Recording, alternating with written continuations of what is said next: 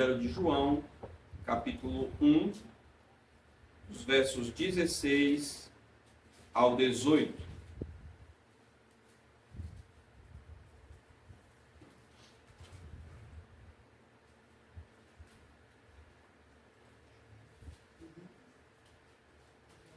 Evangelho de João, capítulo 1, versículos 16 ao 18 diz: Porque todos nós temos recebido da sua plenitude, e graça sobre graça.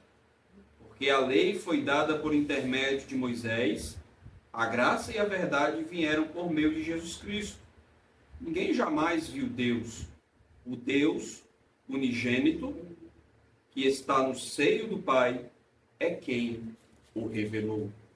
Senhor nosso Deus, mais uma vez, abrimos as tuas escrituras, lemos e pedimos que o teu Santo Espírito, Senhor, possa nos ensinar a respeito de Jesus Cristo, de sua plenitude, de sua graça, de sua salvação para conosco. Em nome do Senhor Jesus, nós te oramos. Amém. Meus amados irmãos, esta noite nós iremos falar sobre que Jesus é a plenitude da revelação divina. É comum, desde a antiguidade até hoje, encontrarmos pessoas das mais incautas às mais cultas, como filósofos, pensadores, eruditos e religiosos, tentando conhecer e entender os desígnios de Deus. O problema é que muitas dessas pessoas procuram essas respostas nos lugares errados e na forma errada. Inclui-se aí muitos ditos evangélicos, que procuram entender os desígnios, os planos, os propósitos de Deus, procurando nos locais errados e das maneiras das mais diversas e das mais absurdas possíveis. Nós sabemos que as Escrituras Sagradas nos revelam o que de Deus podemos conhecer, bem como a plenitude dessa revelação se encontra na pessoa de Jesus Cristo. Portanto, não adianta procurarmos os desígnios, os propósitos, os planos e conhecermos a Deus fora da pessoa de Jesus Cristo, fora do Filho Eterno. Sem Jesus, nós não conheceremos nada a respeito de Deus, nem a respeito do propósito de Deus para os homens. O texto que nós lemos, o versículo 16, nós temos aqui uma clara conexão com o versículo 14. Nos últimos sermões, nós falamos a respeito de que Jesus é completamente divino. Falamos que Jesus é completamente humano, ou seja, nós falamos sobre a divindade de Cristo, falamos sobre a humanidade de Cristo, falamos que Jesus Cristo, ou melhor, o Verbo se fez carne e habitou entre nós cheio de graça.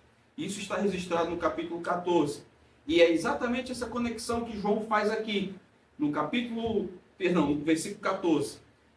No versículo 14, João mostra que este Verbo encarnado, cheio de graça e de glória, nos transmitiu a plenitude de Deus.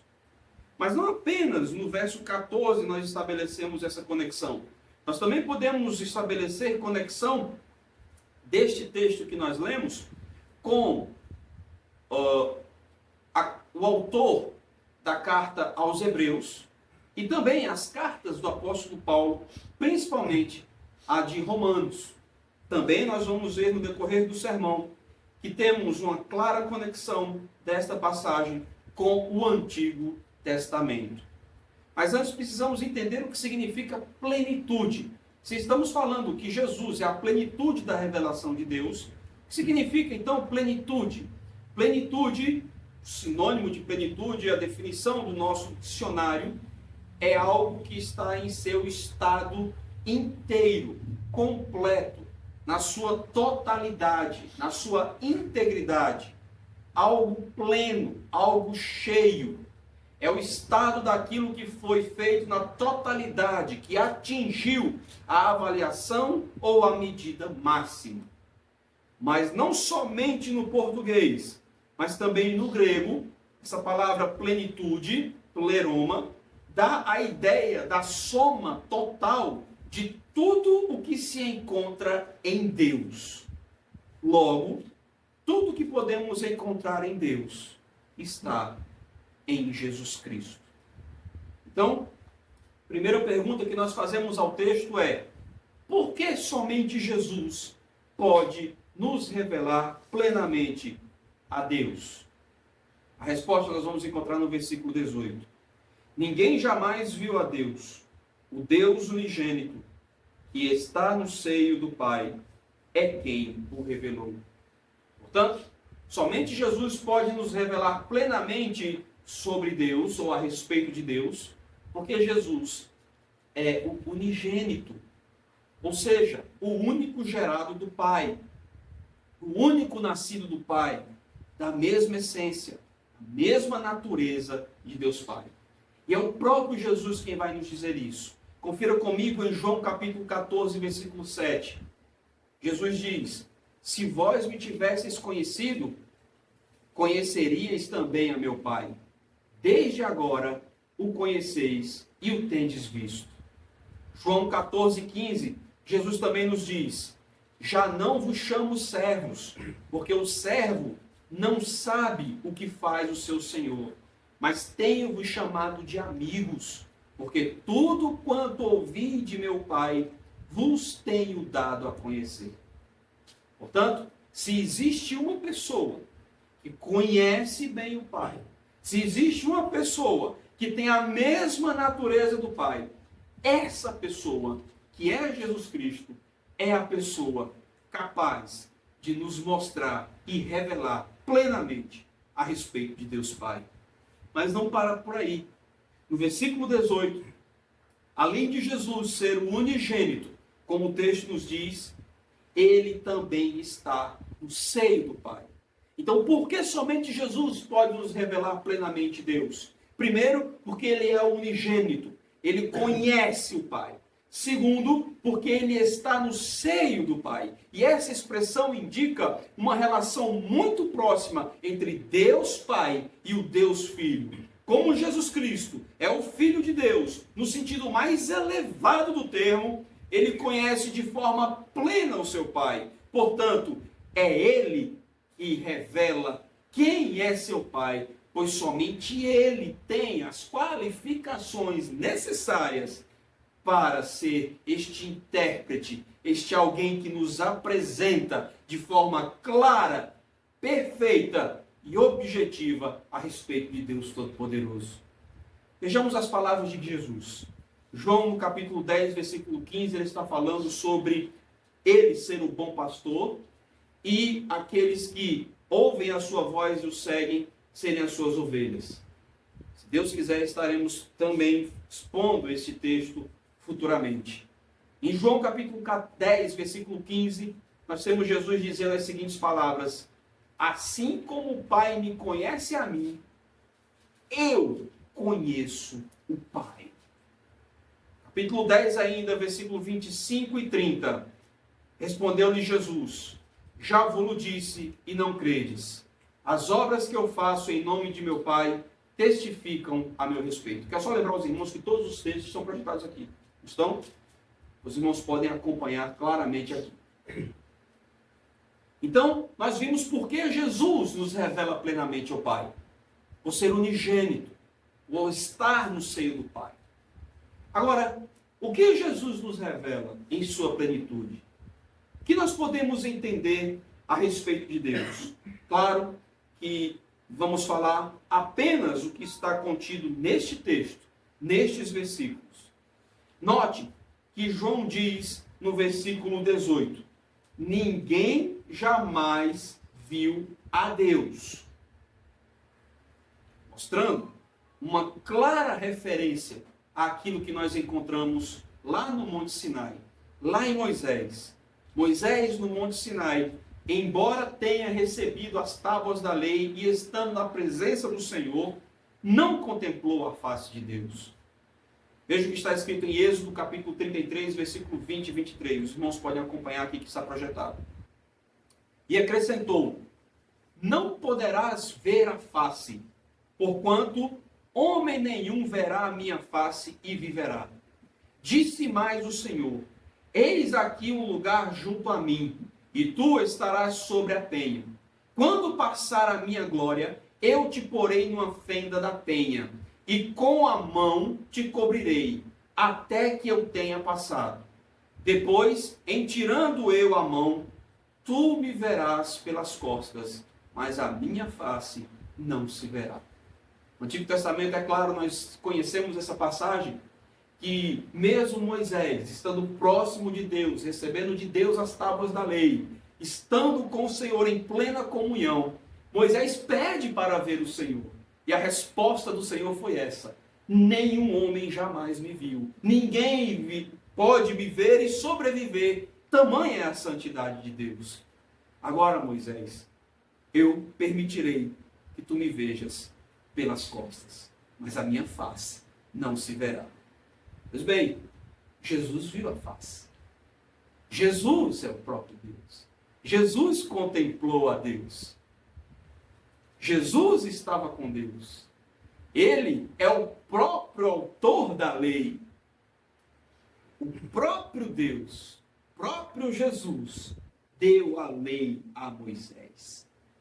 Por isso, ele nos revela o verdadeiro propósito da lei. E aí nós vamos ver no versículo 17.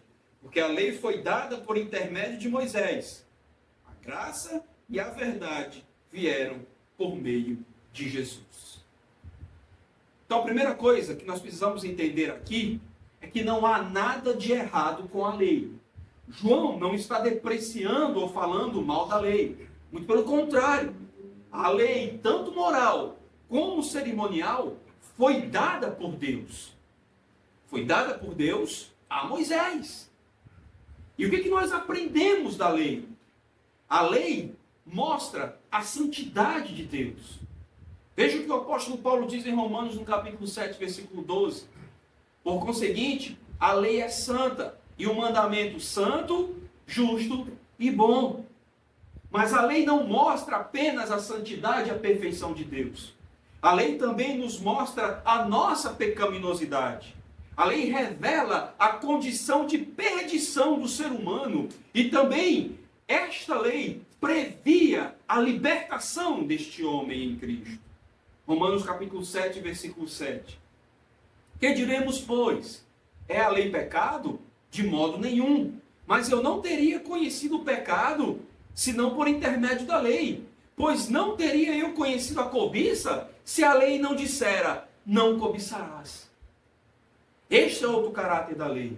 Mas não para por aí. A lei era de caráter preparatório, prefigurava a Jesus Cristo. E é isso que nós vamos encontrar no autor aos Hebreus. Na carta aos Hebreus, quando em Hebreus 10, 1, veja o que ele diz. Ora, visto que a lei tem sombra dos bens vindouros, não a imagem real das coisas, nunca jamais pode tornar perfeitos os ofertantes com os mesmos sacrifícios que ano após ano perpetuamente se oferecem. Ou seja, as normas da lei, os sacrifícios da lei, aquilo que a lei mostrava era uma preparação, prefigurava algo eterno que viria e que cumpriria tudo isso. Porém, havia duas coisas que a lei como tal não provia.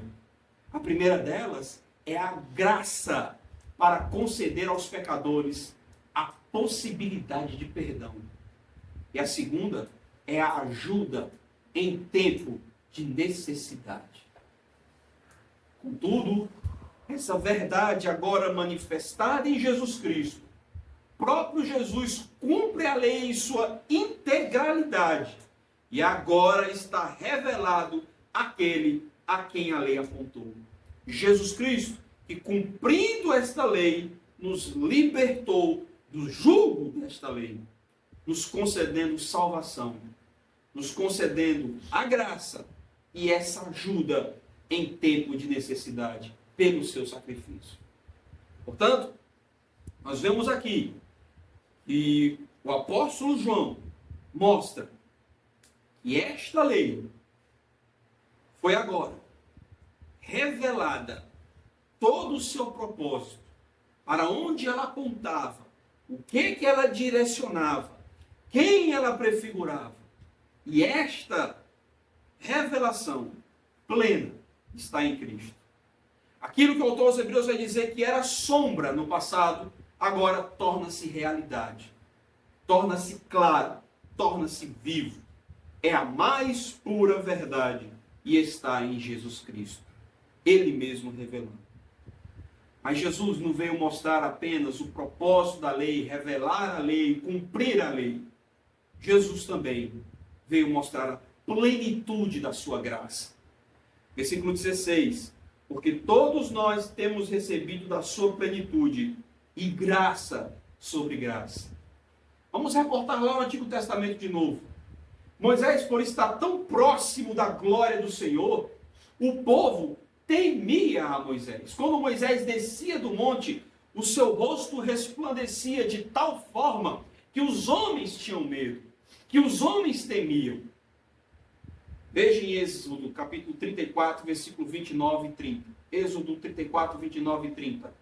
Quando desceu Moisés do monte Sinai, tendo nas mãos as 2 tábuas do testemunho, sim, quando desceu do monte, não sabia Moisés que a pele do seu rosto resplandecia, depois de haver Deus falado com ele. Olhando Arão e todos os filhos de Israel para Moisés, eis que resplandecia a pele do seu rosto, e temeram chegar-se a ele.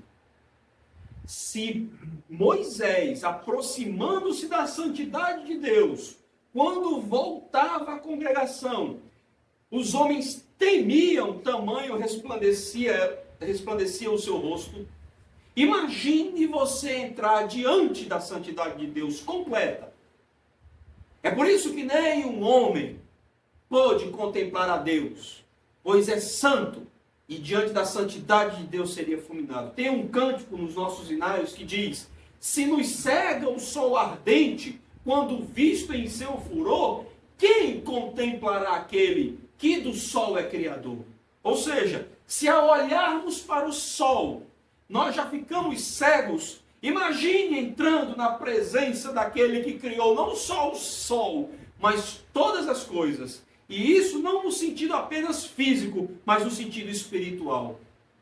Pois bem, veja que essa graça foi manifestada de tal forma que agora o próprio Deus está conosco e não somos consumidos.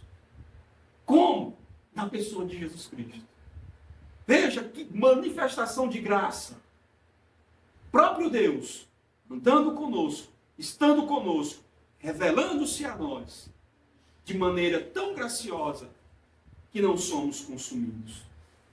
A graça em não sermos consumidos pela sua presença mostra que Ele, em toda a sua glória, está conosco, nos amando. A graça manifesta na salvação, não pelo cumprimento da lei, pois a nós é impossível cumprir a lei. A manifestação dessa graça em toda a sua plenitude. E aí nós lemos a expressão graça sobre graça.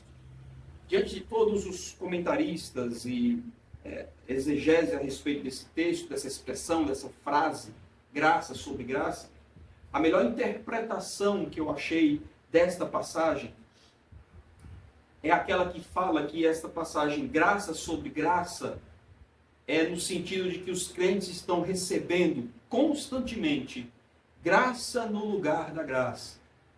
Nem bem uma manifestação desse favor imerecido de Deus em Cristo acontece, já outra começa a acontecer. Ou seja, há um suprimento incessante de graça que se harmoniza perfeitamente com essa palavra plenitude, com essa ideia de plenitude. Ou seja, estamos recebendo constantemente esta graça do Senhor. Estamos aqui cultuando a Deus por causa dessa graça. E esta graça ainda nos dá a sua plenitude em mesmo sendo salvos, Deus ainda continuar falando conosco por meio da sua pregação. Isso é graça. Uma fonte inesgotável de graça. Como diz o apóstolo Paulo em Romanos, no capítulo 5, 20 e 21. Sobreveio a lei para que avultasse a ofensa. Mas onde abundou o pecado, superabundou a graça. A fim de que, como o pecado reinou pela morte, assim também reinasse a graça pela justiça para a vida eterna, mediante Jesus Cristo, nosso Senhor. Pois bem, aí agora nós vimos os 3 versículos de 16 a 18. Expomos aquilo que o evangelista, o apóstolo João, nos fala. Concluindo, meus irmãos, tudo que a lei não revelou, revela-se agora em Cristo. O propósito de Deus para a salvação do homem revela-se em Cristo. Note também que no texto nós podemos ver a diferença que a lei foi dada, mas a graça e a verdade, elas vêm. A lei foi dada, a graça e a verdade vieram por meio da pessoa e obra de Jesus Cristo. Que aqui está sendo mencionado pela primeira vez no Evangelho de João. João o chama pelo nome completo, Jesus Cristo. Até agora ele vem falando o Verbo. O Verbo se fez carne. Ele vem falando a luz. Ele vem chamando Jesus de a verdade, da vida. Mas agora ele fala o nome do Senhor Jesus Cristo. Esta verdade e esta graça vieram por meio de Jesus Cristo. Permitam-me fazer algumas aplicações para os irmãos dessa passagem. Primeiramente, irmãos, o mote do Evangelho é arrependei-vos e crede. Mas para se arrepender, é necessário você conhecer que está errado. E para conhecer os seus delitos, é necessário que você olhe para a lei. E a lei vai mostrar onde nós estamos errando. A lei vai nos mostrar onde nós pecamos. Logo, quanto mais consciência sobre os nossos pecados nós temos, mais nós vemos a necessidade de Cristo em nossas vidas. Mais nós vemos a sua graça sobre nós. Daí a importância de atentarmos para as Escrituras, de atentarmos para o Antigo Testamento, de atentarmos para a lei. Quantas e quantas vezes nós não cobiçamos? E a lei está dizendo, não cobiçarás. Quantas vezes nós não mentimos? E a lei está bem clara, não dirás falso testemunho.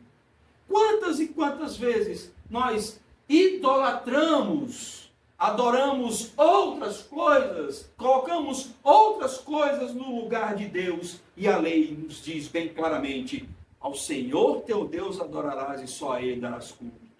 Em resumo, a lei nos mostra que devemos amar sobre todas as coisas a Deus e ao nosso próximo como a nós mesmos. Quanto nós não desobedecemos isso? Quando nós nos aproximamos de Deus, mediante as Escrituras Sagradas, nós vemos o quanto nós temos pecado. E somente a graça e a misericórdia em Jesus Cristo pode nos justificar diante de Deus. Não por nossas obras, porque jamais conseguiremos cumprir toda a lei, pois pecamos por pensamentos, palavras, ações e omissões. Mas pelo sacrifício de Cristo em cumprir cabalmente, plenamente esta lei e cumprir a sua obra e a sua missão aqui na terra.